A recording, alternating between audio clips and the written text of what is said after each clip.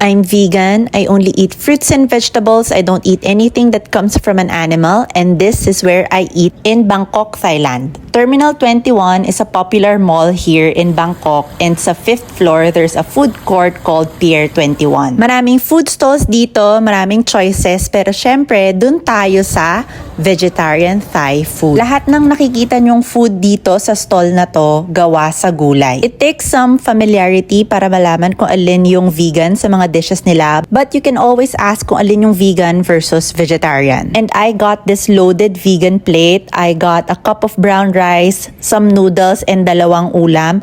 Hulaan nyo kung magkano lahat yan. Comment down below kung anong hula nyo. Hindi kasama yung drinks ha, yung plate lang talaga. Ano, na-comment nyo na?